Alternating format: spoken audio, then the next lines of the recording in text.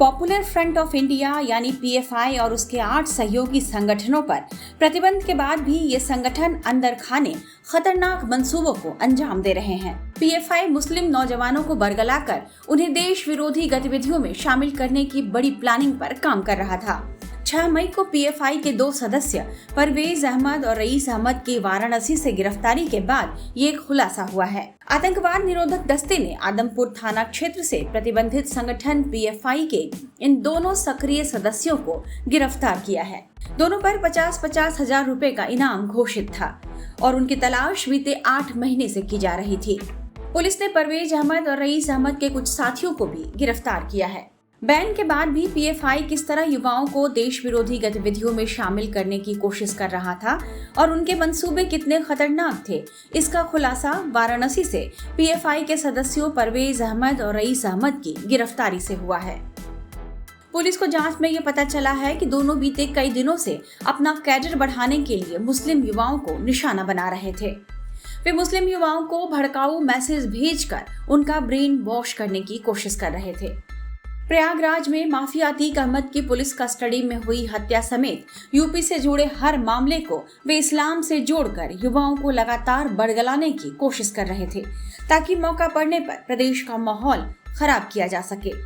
ये दोनों ऐसे युवाओं की तलाश कर रहे थे जिन पर कोई आपराधिक मामला दर्ज न हो और वे पुलिस की नजरों से बचे रहें। परवेज और रईस दोनों ही सीएए एनआरसी प्रकरण के समय से ही पीएफआई में काफी सक्रिय थे। वे दोनों सीएए एनआरसी के विरोध में प्रदर्शन के दौरान दिसंबर 2019 में पीएफआई से जुड़े थे। दोनों के खिलाफ सीएए एनआरसी के विरोध प्रदर्शन के दौरान चेतगंज थाने में मुकदमा भी दर्ज किया गया था। साथ ही वे दोनों असम और अन्य राज्यों में PFI, Campus Front of India और Social Democratic Party of India के पदाधिकारियों और सदस्यों के साथ संपर्क में थे, जहां वे देश विरोधी गतिविधियों को अंजाम देने की साजिश और प्लानिंग कर रहे थे। बीते कई दिनों से जांच एजेंसियों को इन दोनों पर शक था। जांच एजेंसियां दोनों के सोशल मीडिया अकाउंट और उनके मोबाइल के मैसेज पर नजर बनाए हुए थी।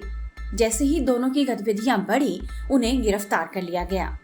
एटीएस ने दोनों के मोबाइल को फॉरेंसिक जांच के लिए भेजा है ताकि उससे और अहम जानकारियां जुटाई जा सके। दोनों के गिरफ्तार होने के बाद एनआईए के अधिकारियों ने भी उनसे पूछताछ की है। मीडिया रिपोर्ट्स के मुताबिक पीएफआई के इन दोनों सदस्यों को यूपी में दहशत फैलाने का आदेश केरल में पीएफआई हेडक्वार्टर के पदाधिकारियों की तरफ से दिया जा रहा था। लिहाजा एटीएस ये पता लगाने की कोशिश कर रही है कि परवेज और रईस जैसे फरार सदस्यों के जरिए पीएफआई कहीं किसी नई जगह पर तो नए संगठन की नींव रखने की तैयारी नहीं कर रही। इनका दारुल ए इस्लाम संगठन से जुड़ाव के बारे में भी छानबीन की जा रही है। आपको बता दें कि केंद्र सरकार ने पिछले साल पीएफआई पर 5 साल का बैन लगा दिया है। पीएफआई को कई राज्यों और जांच एजेंसियों ने प्रतिबंधित करने की मांग की थी, जिसके बाद केंद्र सरकार ने यह कदम उठाया था। पीएफआई पर देश विरोधी गतिविधियों में शामिल रहने, हिंसा फैलाने, आतंकी घटनाओं को अंजाम देने, इस्लामिक कट्टरपंथ को बढ़ावा देने और मुस्लिम युवाओं को हथियार की ट्रेनिंग देने जैसे कई गंभीर आरोप लगे थे। एनआईए, ईडी और कई राज्यों की पुलिस ने पिछले साल पीएफआई पर ताबड़तोड़ कई छापेमारी की थी और कई लोगों को गिरफ्तार भी किया गया था। टाइम्स नाउ भारत डिजिटल की रिपोर्ट।